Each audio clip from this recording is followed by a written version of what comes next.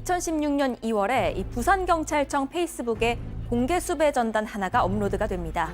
지금 보시는 바로 이 사진인데요. 이 빨간 모자를 쓰고 있는 남성과 두 여성, 이들을 찾기 위해서 시민들의 도움을 요청한다, 이런 내용입니다. 이 세 명의 정체는 바로 미제로 남아있던 부산 태양다방 종업원 살인 사건의 유력한 용의자들입니다. 15년 전 사건이었지만 곧이어 이들이 누군지 알 것 같다는 결정적인 제보가 들어오고 경찰은 한 달 만에 범인을 잡아냅니다.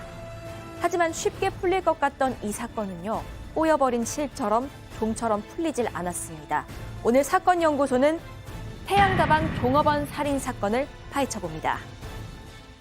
자, 이게 2002년 있던 사건인데 미제로 남아있다가 계속 가다가 공소시효가 거의 막바지 이르렀는데 공소시효가 태완이법이 시행이 되면서 없어지잖아요. 자, 2016년 재수사가 들어갑니다. 자, 그때 그래서 지금 이게 진행 중인 건데 먼저 사건의 시작부터 짚어보죠. 네, 일단 사건이 일어난 건 2002년입니다. 2002년 5월에요. 이 부산 사상구에 태양다방이라는 곳이 있는데 이곳에서 일하던 이 22살 여종업원이 실종이 됩니다. 이 밤 10시에 퇴근한 뒤에 그 이후부터는 출근도 하지 않고 연락 두절이 됐는데 결국 가족이 경찰에 신고를 했습니다. 그런데 이 신고 다음 날이자 실종 열흘째였던 이 5월 31일 대낮에요. 이 부산 강서구의 앞바다에서 웬 포대자루 하나가 발견이 됩니다. 그런데 이 안에 실종된 피해자의 시신이 들어 있었습니다. 성폭행 당하는 적은 없는데 날카로운 흉기로 찔린 상처가 가득해서 굉장히 참혹한 상태였습니다. 자, 사건의 용의자들이 바로 아까 프리젠테이션 하면서 나왔던 그 전단지 속의 세 남녀였던 건가요? 네, 맞습니다.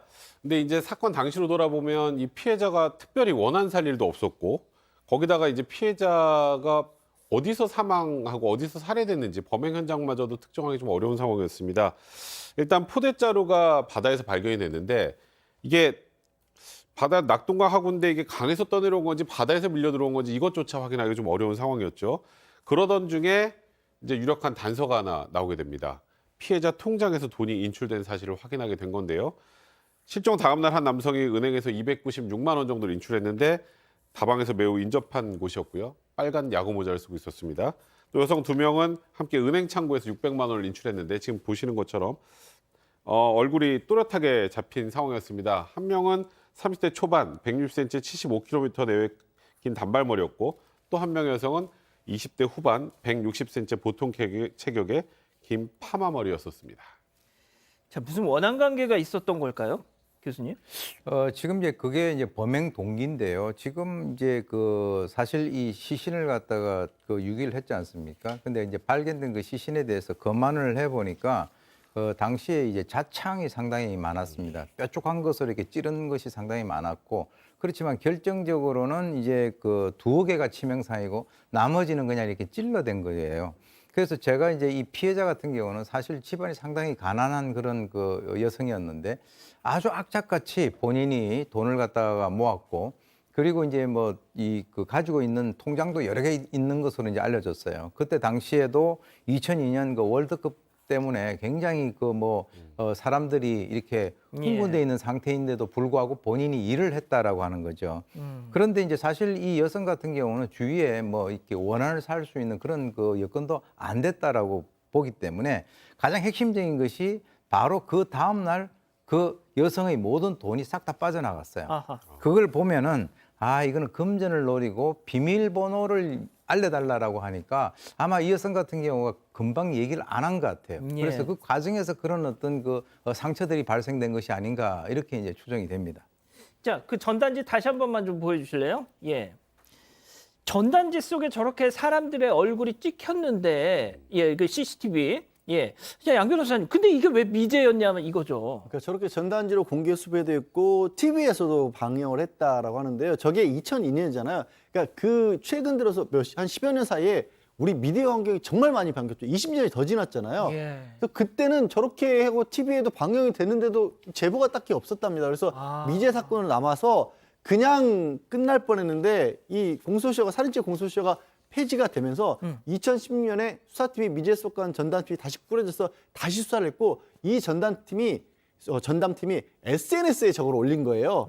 그랬더니 결정적인 제보들이 들어왔고 불과 한 달 만에 그냥 저 여성 두 명은 바로 잡았습니다. 그리고 나서 그 이듬해 7월에 남성까지 검거를 했습니다.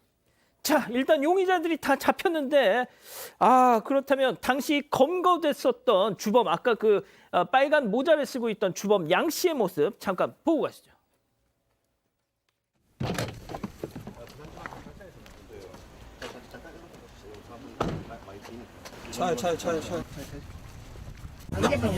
예, 너 들을 테니까 일단 타시고. 안해 좀 이따 아니 어차피 차에서 손 빼고 손 빼고. 당신은 2002년 여자를 살해하고 사체를 유기한 혐의로 체포영장에 의해서 체포합니다. 영장 나왔으니까. 당신은 변호인을 선임할 수 있는 권리가 있고 사실 뭐 통화하고 그랬다 잠깐 있습니다. 자 일단 수갑실 일단 내가 아까 탔다 아닙니까 지금? 아 진짜. 조용히 하시고 지금 체포 상태라니까요. 영장 한번 봅시다. 가만히 있어보세요 그래. 감사합니다. 참 이 체포된 사람이 뭐라 체포할 때 무슨 담배를 핀다고 지금 장난한 거예요 지금? 진짜 이거 뭐 어떻게 설명을 해야 돼요, 이거? 예, 아무튼. 예, 지금 이 15년 동안 안 잡혔던 이 사람이 1년 만에 잡힌 건데요.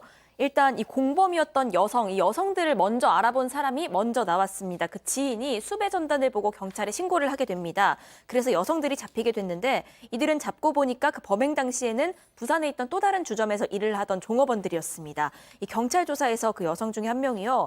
이 주범인 저 남성이 양모 씨란 사람인데 우리 주점에 자주 오던 손님이었고 우리들은 살해금을 받고 현금 인출만 도와준 거지 그 외 다른 정보는 모른다 이렇게 진술을 합니다.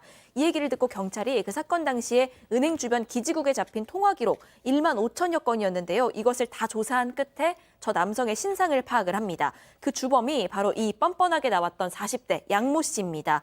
이 양모 씨는 이 사건 발생한 이 범행 저지른 이후에 상당 시간을 교도소에서 보냈습니다. 2002년이 그 범행이었는데요. 2달 만에 미성년자 성매매 알선 혐의로 체포돼서 집행유예를 선고를 받습니다. 그런데 그 다음 해에 이번엔 성폭행을 저질러서 이 집행유예 기간에 실형을 선고받고요. 10년을 복역해서 2014년에 출소한 그런 상태였습니다.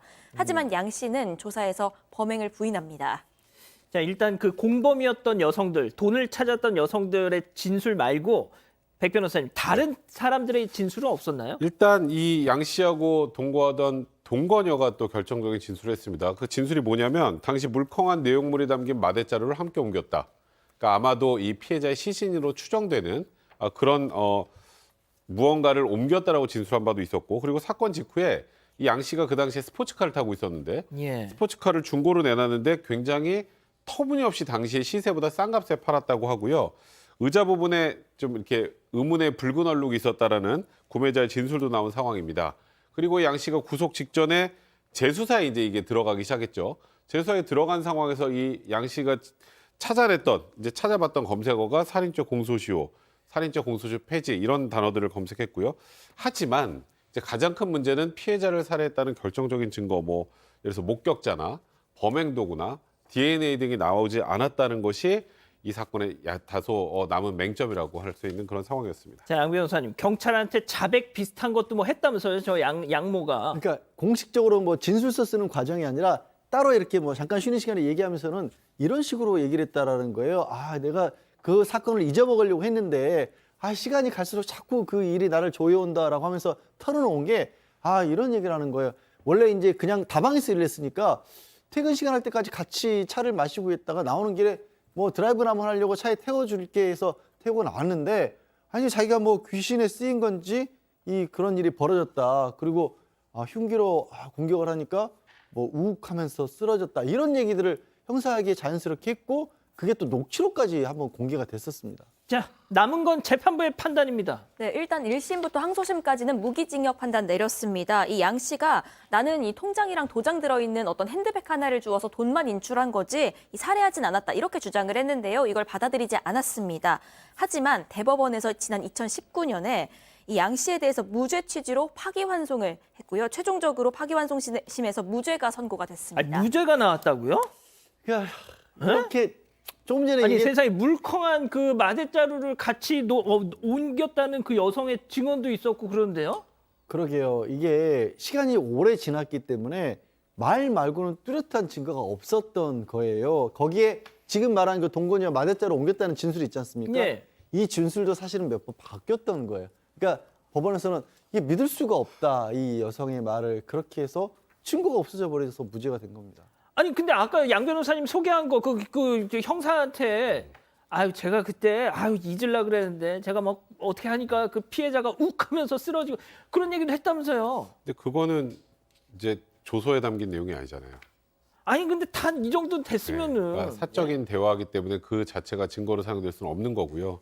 그러다 보니까 조금 전에 양 변호사님 말씀하셨던 것처럼 우리가 이해하기는 어렵겠습니다만 무죄 판결이 나온 겁니다. 교수님 이거는 좀 아니지 않나요? 이렇게 세상에 이거까지 찍혀가지고 해가지고 잡았는데 글쎄 저는 이제 이 사건을 이제 그 처음부터 나중에 잡히고 난 뒤에 이제 다시 그 과정부터 다 이렇게 좀 이렇게 볼 수 있는 그런 기회가 이전에 있었습니다. 예. 그런데 좀 이제 아쉬운 그런 부분들이 있어요. 아까 얘기 나왔던 이 친구가 이제 어떤 사적인 대화를 한 그런 것을 갖다가 공적인 문서로 남겨놓는다든가 하는 그런 것들. 그 다음에 당시에 이제 그 나온 그 이렇게 수배 전단에 나왔는데 그 움직이는 동영상 같은 것들이 그 나중에 재수사를 할 때는 그걸 찾지를 못했어요. 그런 것들이 조금 이제 아쉬운 부분들입니다. 그러나 아까 이제 보게 되면 본인이 이제 체포당할 때 그 미란다 원칙을 갖다 고지하고 살인죄의 그 어떤 용의자로 체포를 한다라고 했을 때 펄펄 뛰어야 되잖아요. 예. 근데 영장 나왔습니까? 이런 식으로 얘기를 갖다가 아니, 이제 담배 하고 달라지 있는 거. 않습니까? 예, 담배 달라 하고 하는 그런 거. 그런 것들 그리고 이제 귀 모양에 대한 그 특이성 이런 것들에 대해서 사실 이 수사를 했었던 그 경찰의 입장에서는 정말 아주 수사를 갖다 잘했어요. 그러니까 1심, 2심에서 무기징역이 나온 거 그렇죠. 아닙니까? 그런데 이제 바로 이 대법원에서는 뭐 저도 이제 이 땅에 그 발을 딛고 사는 그런 입장이기 때문에 대법원 판결이니까 뭐 그러니 할 뿐이지 개인적으로는 저는 사실 동의할 수가 없는데 그러니까 이제 그 과정에 있어서의 1, 2심에서 인정을 했었던 그 사항 증거에 대해서 대법원은 전혀 그걸 갖다 인정을 하지 않았기 때문에 그렇다면 이 DNA 같은 것만 이것이 유일한 증거라고 얘기한다면 DNA 이전에 있어서 그런 사건들은 전부 다 무죄를 갖다가 줘야 되지 않느냐라고 하는 그런 측면인데요. 저는 개인적으로 이 사건과 연관돼서 이 대법원의 판결이 아쉽기 짝이 없다. 저는 개인적인 그런 소회입니다. 이 양 씨가 말이죠. 이렇게 얘기를 했답니다. 통장과 도장이 들어있는 핸드백을 우연히 주웠다. 야, 너 그럼 비밀번호는 어떻게 알았어? 그랬더니 그걸 그냥 지가 조합을 해봤다는 거예요. 그걸. 그랬더니 맞았다는 겁니다. 그래서 돈을 찾았대요. 이게 말이 됩니까 이게? 예?